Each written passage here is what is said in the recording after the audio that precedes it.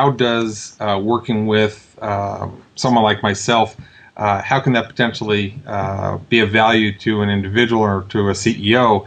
The answer is that I've been working in this space for 13 years, and I've got a deep and rich network throughout the industry, across all categories, across all companies.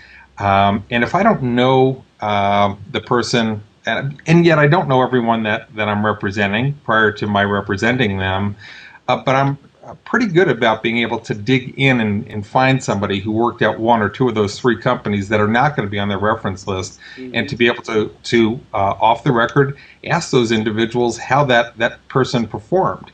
And I will tell you that happens in industry all the time.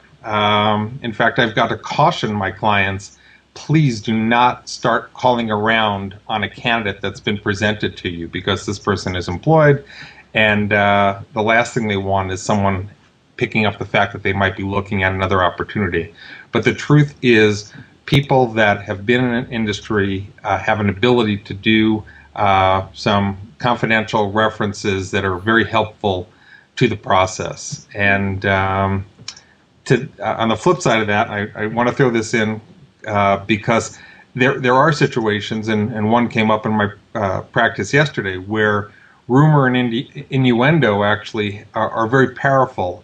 And unfortunately, some people are graded based on rumor and innuendo and don't get a fair chance to talk to the facts of a specific departure from a company. So I see this as a very complicated area, and yet at the end of the day, you've got to take whatever facts you can bring to bear and make a judgment based on those individuals and what they've said about the person.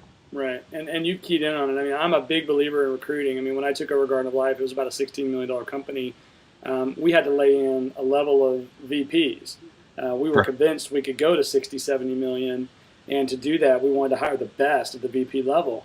So I believe in hiring a great recruiter, because to narrow down the field of resumes, to maximize my time as a CEO and my staff's time, and let us work on what we're supposed to be working on, and putting the best candidates in front of me as the CEO to really be able to choose from.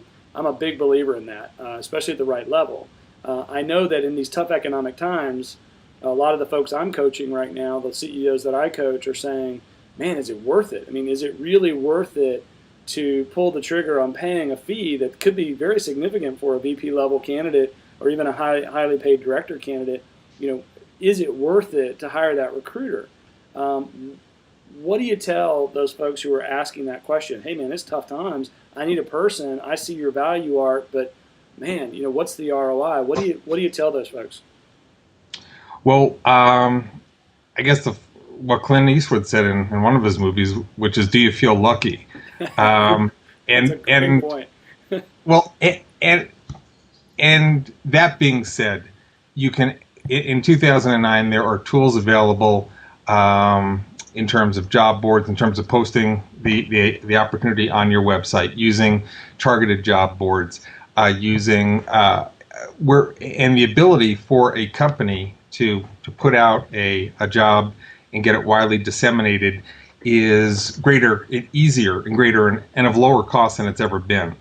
But I think the issue becomes when you talk about an early stage company, cash is king. And believe me, as you know, Robert, I've worked with, and I love working with, early stage entrepreneurs in high growth companies in the natural products industry. And so the point being that the recruiter needs to be sensitive to the target audience. And in that regard, I've been very flexible over the last several years in working with my clients to come up with a solution that makes sense for them in terms of total cost, and breaking that cost down both in cash and in equity. And I've determined that, I've seen over the last 2 years more and more companies willing to put in stock in lieu of cash to me as the recruiter. And in that regard, there's really no better way to indicate what I'm doing or my interest in the the company to a client or to a potential candidate than to let them know that I've taken equity in the company as part of my fee.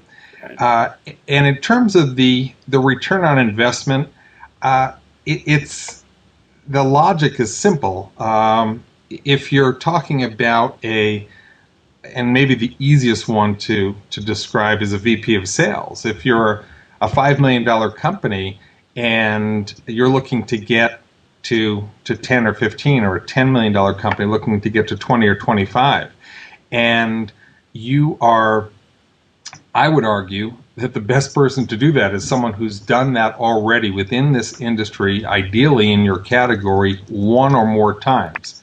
And if they have not, I'm not suggesting that they can't do it, but you're taking a higher risk in doing that. Right. And at the end of the day, there's so much that I can say on this, but the truth is, when you post a job on your website or post it on a job board, you're not getting the totality of the universe of qualified candidates that are out there.